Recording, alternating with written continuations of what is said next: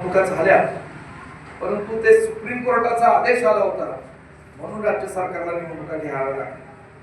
गेले 4 वर्षापासून आपल्या या स्थानिक स्वराज्य संस्थांमध्ये एक प्रशासक नेमून या ठिकाणी राज्य सरकार भाजप सरकारने काम चालवलं.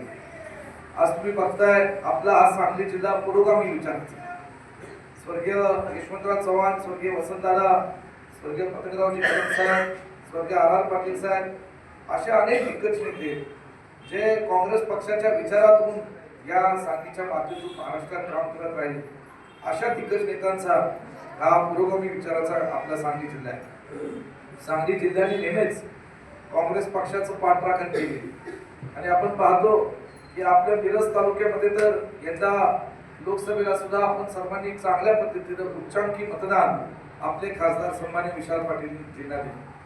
आज खरं म्हणलं तर कोल्हापूर या ठिकाणी येणाऱ्या काळामध्ये सगळ्या कार्यकर्त्यांची आमची सारखी चर्चा होत असते. कोल्हापूरचे प्रश्न काय, अडचणी काय, आणि सदाशिव काळेजी आणि त्यांचे सर्व सहकारी हे सातत्याने आमच्याशी विशाल पाटलांशी संपर्कात राहतात आणि गावातल्या विविध लोकांचे प्रश्न सोडवण्याचा प्रयत्न करतात. सार्वजनिक प्रश्न असो, व्यक्तिगत असो, कुठं भारतीय हॉस्पिटलच्या माध्यमातून रुग्णांना मदत असेल, ही सगळी कामं आज सगळ्या काँग्रेसच्या कार्यकर्त्यांच्या माध्यमातून आम्ही करत असतो. आज आमचे प्रेरणा पोळदाई, विजय पाटीलजी, जयश्री खाडेताई हे तिन्ही उमेदवार अत्यंत सर्वसामान्य परिस्थितीतनं आज काँग्रेस पक्षाच्या चिन्हावर आज ही जिल्हा परिषद पंचायत समिती लढत आहे. मला एकच विनंती करायची, हे भाजप सरकार हे जातीमध्ये आणि धर्मामध्ये विष पेरणारं सरकार.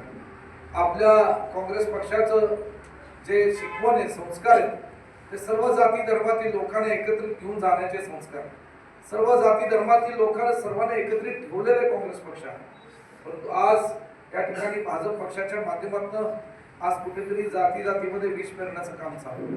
आणि म्हणून आपल्या सर्वांना विनंती करायची की काँग्रेस पक्षाने नेहमीच शेतकऱ्यांना, महिलांना, तरुण पिढीला आणि सर्वसामान्य लोकांना ताकद देण्याचं काम केलं.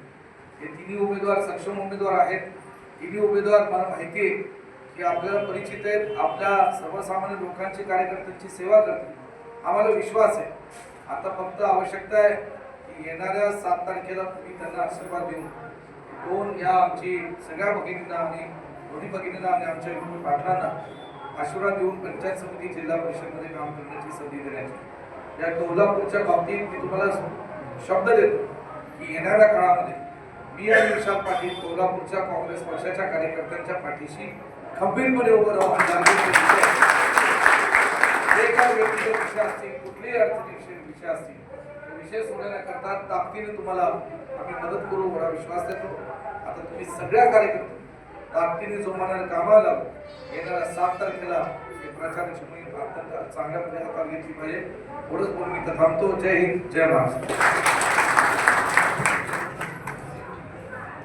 आज कोल्हापूर जिल्हा परिषद गटामध्ये आपल्या सर्वांचे नेते माजी मंत्री डॉक्टर साहेबांनी आज आपल्याला संबोधित केलेलं आहे. आपण सर्व ताकदीने आज कामाला लागू आहे असं साहेबांना शब्द दिला व आपण सर्व त्याबद्दल मी आभार व्यक्त करतो.